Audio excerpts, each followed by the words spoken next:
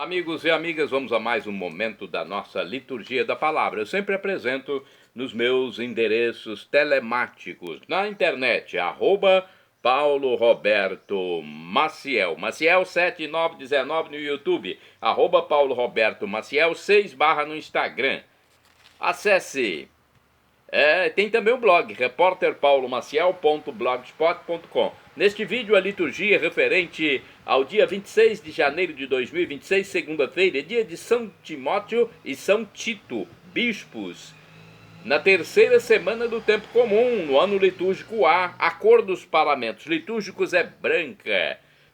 Eu estou até simbolizando aqui com este lenço no meu pescoço. Olha, e temos mais ainda aqui para você, o rito da missa, é o ofício da memória. Na primeira leitura nós temos a carta de Timóteo, carta de São Paulo a Timóteo, é a segunda carta, hein? Capítulo 1, versículos do 1º ao 8º. Início da segunda carta de São Paulo a Timóteo. Paulo, apóstolo de Jesus Cristo, pelo desígnio de Deus, referente à promessa de vida que temos em Cristo Jesus, a Timóteo, meu querido filho, graça, misericórdia e paz da parte de Deus Pai e de Cristo Jesus, nosso Senhor. Dou graças a Deus, a quem sirvo com a consciência pura que aprendi dos meus antepassados, quando me lembro de ti, dia e noite, nas minhas orações. Lembrando-me das tuas lágrimas, sinto grande desejo de rever-te e assim ficar cheio de alegria. Recordo-me da fé sincera que tens, aquela mesma fé que antes tiveram tua avó Lloyd e tua mãe Eunice. Sem dúvida, assim é também a tua. Por esse motivo, exorto-te a reavivar a chama do dom de Deus que recebeste pela imposição das minhas mãos. Pois Deus não nos deu um espírito de timidez, mas de fortaleza de amor e sobriedade. Não te envergonhes do testemunho de nosso Senhor, nem de mim, seu prisioneiro, mas sofre comigo pelo Evangelho, fortificado pelo poder de Deus. Palavra do Senhor, graças a Deus. Agora vamos ao Salmo responsorial. O Salmo responsorial é o 95 na Bíblia Vulgata, ou 96 na Bíblia de Jerusalém. Vamos agora passar os versículos, primeiro ao segundo A, segundo B ao terceiro, sétimo ao oitavo A, décimo refrão é o versículo terceiro. Olha, eu só quero acrescentar que, além dessa segunda carta de São Paulo a Timóteo, se o presidente da celebração quiser mudar, pode ser a carta de São Paulo a Tito, capítulo 1, versículos do 1º ao 5º, mas eu preferi a de Timóteo. Vamos ao Salmo, então, 95. Anunciai entre as nações os grandes feitos do Senhor. Repitamos. Anunciai entre as nações os grandes feitos do Senhor. Cantai ao Senhor Deus um canto novo, cantai ao Senhor Deus, ó terra inteira. Cantai e bendizei seu santo nome. Anunciai entre as nações os grandes feitos do Senhor. Dia após dia anunciai sua salvação. Manifestai a sua glória entre as nações e entre os povos do universo seus prodígios. Anunciai entre as nações os grandes feitos do Senhor. Dia após dia, retificando. Ó família das nações, dai ao Senhor, nações, dai ao Senhor poder e glória. Dai-lhe a glória que é devida ao seu nome. Anunciai entre as nações os grandes feitos do Senhor. Publicai entre as nações, reina o Senhor. Ele firmou o universo inabalável, e os povos ele julga com justiça. Anunciai entre as nações os grandes feitos do Senhor. Repitamos! Anunciai entre as nações os grandes feitos do Senhor. Agora vamos ao Evangelho de Jesus Cristo, escrito por São Lucas, capítulo 10, versículos do 1 ao 9. Aleluia, aleluia, aleluia, aleluia, aleluia, aleluia, aleluia, aleluia. O Espírito do Senhor repousa sobre mim e enviou-me a anunciar aos pobres o Evangelho. Aleluia, aleluia, aleluia, aleluia, aleluia, aleluia, aleluia, aleluia. O Senhor esteja convosco, Ele está no meio de nós. Proclamação do Evangelho de Jesus Cristo segundo São Lucas. Glória a vós, Senhor. Pelo sinal da Santa Cruz, livra-nos Deus nosso Senhor dos nossos inimigos. Naquele tempo, o Senhor escolheu outros 72 discípulos e os enviou 2 a 2 na sua frente, a toda cidade e lugar aonde ele próprio devia ir. E dizia-lhes: a messe é grande, mas os trabalhadores são poucos. Por isso pedi ao dono da messe que mande trabalhadores para a colheita. Eis que vos envio como cordeiros para o meio de lobos. Não leveis bolsa, nem sacola, nem sandálias, e não cumprimenteis ninguém pelo caminho. Em qualquer casa em que entrardes, dizei primeiro: a paz esteja nesta casa. Se ali morar um amigo da paz, a vossa paz repousará sobre ele. Senão, ela voltará para vós. Permanecei naquela mesma casa, comei e bebei do que tiverem, porque o trabalhador merece o seu salário. Não passeis de casa em casa. Quando entrardes numa cidade e fordes bem recebidos, comei do que vos servirem, curai os doentes que nela houver, e dizei ao povo: o reino de Deus está próximo de vós. Palavra da salvação, glória a vós, Senhor. Vamos agora saber das explicações do texto.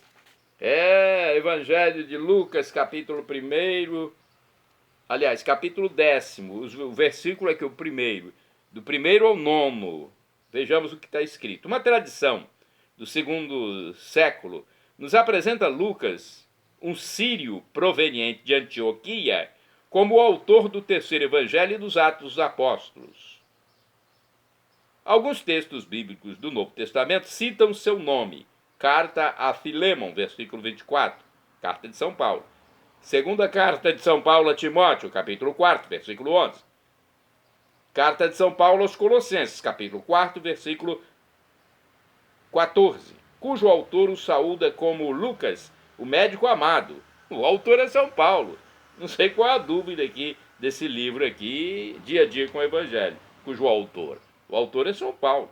Pelos estudos comparativos com a linguagem e o estilo dos outros médicos gregos da época, pode-se afirmar que nas duas obras de Lucas transparece claramente certa familiaridade com o linguajar médico. Lucas era o homem culto e conhecia muito bem a língua grega. São Jerônimo manifesta admiração pelo escritor e o mais dotado em língua grega entre os evangelistas. Seus dotes foram colocados a serviço da redação e da difusão do Evangelho. Bem, aqui está falando mais sobre Lucas do que o próprio Evangelho, né? Não é uma explicação muito plausível para nós. Vamos ver mais uma outra aqui, Lucas capítulo 10, versículos do 1 ao 9. Porque está se referindo à festa de São Lucas. Então, não adianta falar sobre São Lucas se hoje não é dia de São Lucas, é dia de São Timóteo e São Tito. Deixa eu ver na Bíblia Pastoral, aqui uma explicação melhor para o Evangelho, pelo menos para te dar uma informação a vocês. Capítulo 10, versículos do 1º ao 9. Deixa eu ver se tem aqui. Os discípulos são organizados por Jesus para anunciarem a boa notícia no caminho e começarem a realizar os atos que concretizam o reino. Então, agora uma explicação que dá para a gente entender. Aqueles que não quiserem aderir à boa notícia ficarão fora da nova história, né? Então, essa mais ou menos a explicação do Evangelho. Mas hoje é dia de São Timóteo e São Tito. Vamos falar sobre ele, sobre os dois santos. Timóteo e Tito foram discípulos do apóstolo Paulo e missionários da palavra de Deus. Nascidos na atual Turquia, tornaram-se modelos de grandes virtudes apostólicas. Timóteo aderiu ao chamado de Cristo e revelou-se ministro fiel em situações adversas.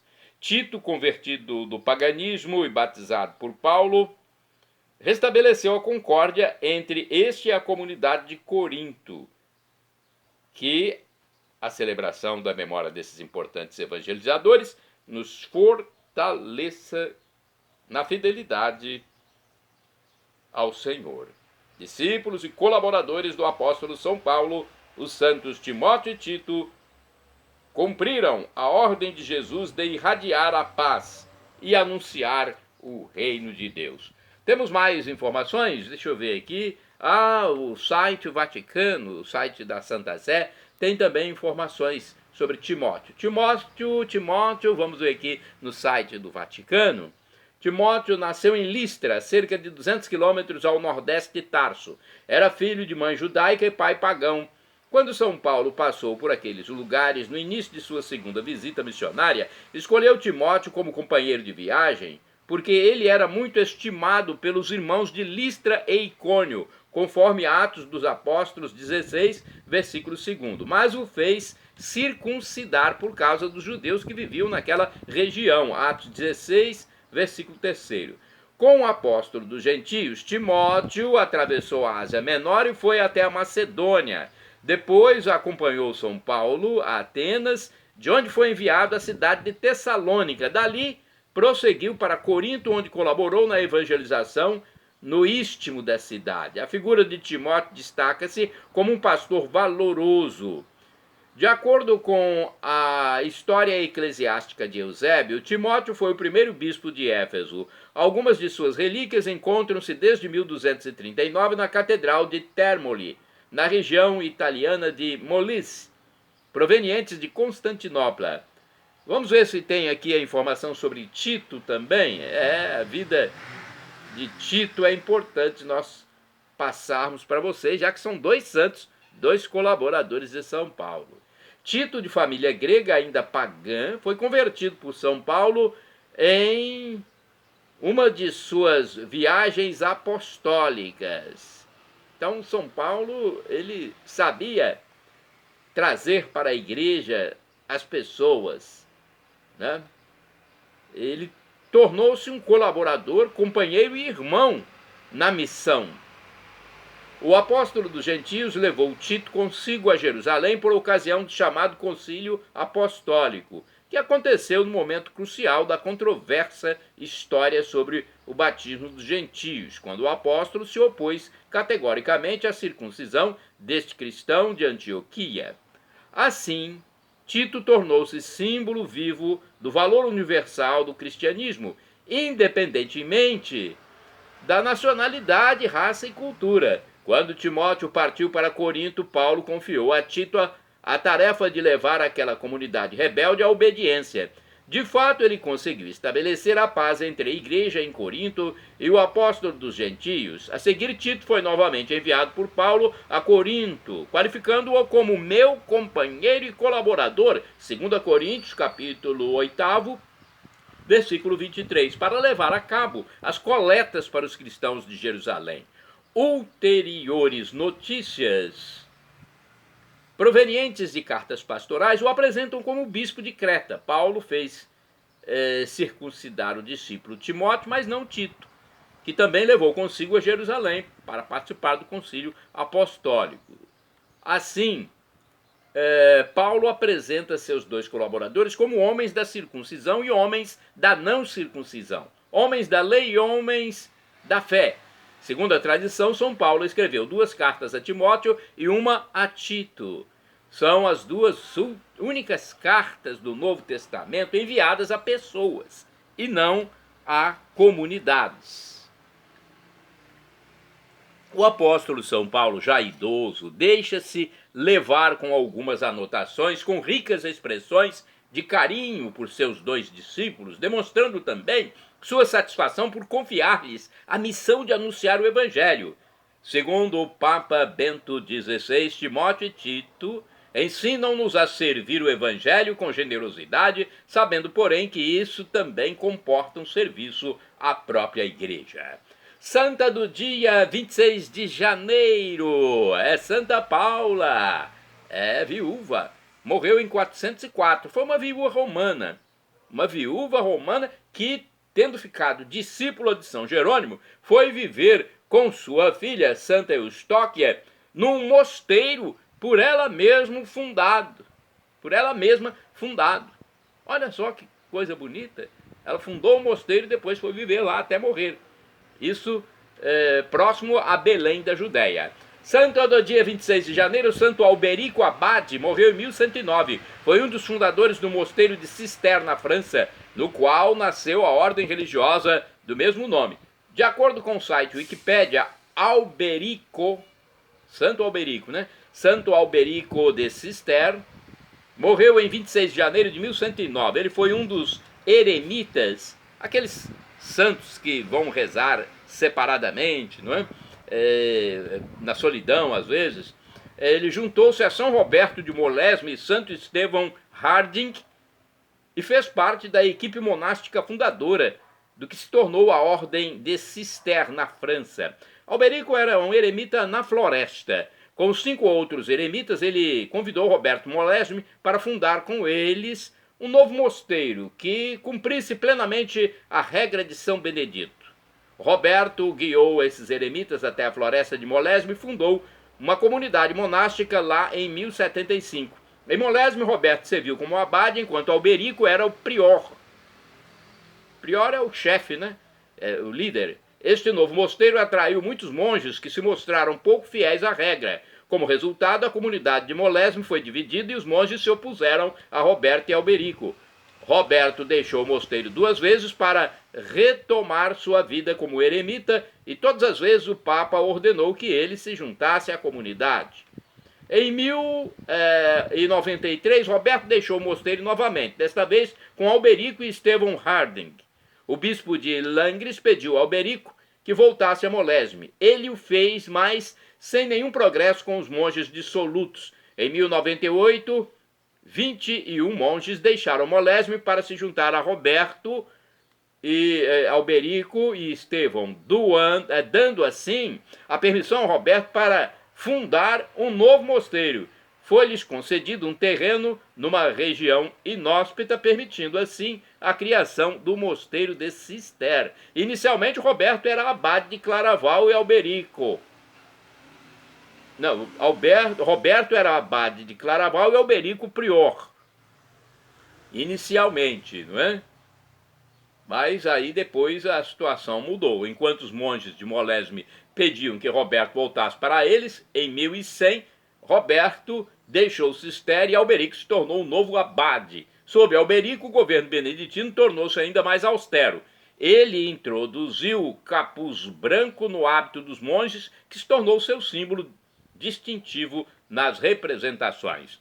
Olha, santo do dia 26 de janeiro, Santo Agostinho de Erlandson. Beata do dia 26 de janeiro, Maria de Ladiv. Beato do dia 26 de janeiro, Miguel Cossal. Beato do dia 26 de janeiro, Gabriel Maria Alecra. Shalom Adonai é uma expressão hebraica que significa paz de Deus, é o que eu desejo para todos vocês. El Shaddai, também do hebraico, significa Deus onipotente, Deus todo-poderoso, ele proverá aquilo que você deseja se for para o seu bem. O professor e escritor de mais de 100 livros da Igreja Católica, Felipe Rinaldo Queiroz de Aquino, em seu canal no YouTube, onde responde às nossas dúvidas, diz que Deus pode nos dar uma dessas 3 respostas, quando pedimos algo. sim, não ou espere. Qualquer das três, acate, mesmo que seja um não. Até nosso pai terreno, nossa mãe terrena, nos dão um não quando vê que é o melhor para o filho.